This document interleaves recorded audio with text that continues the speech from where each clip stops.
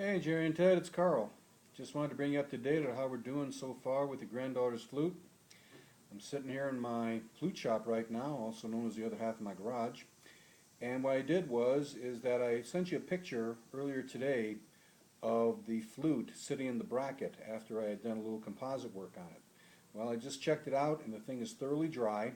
It's still not dry enough for me to put on the lathe. I'll be doing that tomorrow. But anyway, this is what we have so far. This is the blank for your granddaughter's flute. Now, the end of the flute here has got a little bit of a paddock lining, which is what I wanted. I actually was going to go for 3 woods, but instead I went for the 1. But what I've done here now is I've incorporated the same idea into the tip of the flute, the mouthpiece of the flute. And this is what we have. Right here we have bloodwood, yellow heart, paddock, and the very tip here is going to be purple heart. And when I get this thing shaped up on the lathe, which is right behind me here, and I'll be doing that tomorrow, we will then go ahead and we will go through the final steps, which is simply the tuning of the flute, putting in the finger holes in the flute, and then after that we will go ahead and start doing the actual design work on it. Following that, I will go ahead and create the bird for the flute, at the top of the flute here, basically a blank. In case you're wondering what the purpose of the bird is, why is that there? How is the flute? Now you saw what the flute looked like when I had it originally routed out. In case you forgot, this is a blank that I keep all the time, and this here shows you the 2 chambers of the flute. We have the short air chamber, which is also called the sac, S-A-C, and then we have the sound chamber. Now what connects these 2 together, believe it or not, is these 2 holes here that I have at the very top of the flute. Now you can't see it too well, but right here between the 2 holes there is what looks like a little bit of a channel that I've actually routed in.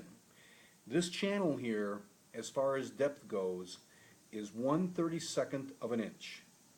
And believe me, it was loads of fun with the router that I have getting that shaped up to that. I have this one particular router that all I use it for is strictly for putting in these little grooves.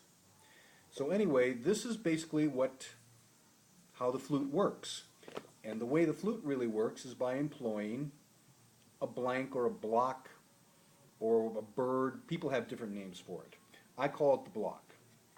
And the way it works is simply you take the one part here, cover over the channel, line it up with the hole here, which is actually the sound hole, and then you do this.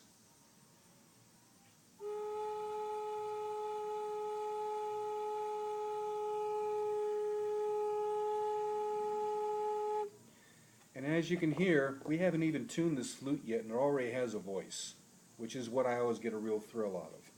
So now we know that this flute is fully playable. It will be once we get the finger holes put in, which, by the way, as you requested, will be 6-hole, not 5. Tomorrow, I'll be putting this blank on the router behind me. You'll actually get a chance to see what the router looks like for the very first, not the router, the lathe. You'll actually see what the lathe looks like for the very first time. And we will then go ahead and do the actual shaping down of the flute. Now, once that's done and I get this thing looking the way I want, the next step will be putting the finger holes in, and we'll also show you how I do that too. So anyway, that's where we stand right now. Everything is going the way it should be. Once I get this flute officially shaped and I get it tuned and get it looking the way I want, I'll then go ahead and start the process where I'm going to do the stone inlay work. I'll also be doing some of the design work I'll be doing on the sides of the flute and everything like that. At the same time, I'll also go ahead and create the block for the flute, and then I will go ahead and create a stand. And then once I do that, I think we're going to be pretty much all set and ready to go. So that's where we stand right now. So if anything, I will send you another video tomorrow to show you how we do the shaping process. So if anything, I hope you guys are having a great Sunday, and we will talk to you tomorrow. You take care. Bye.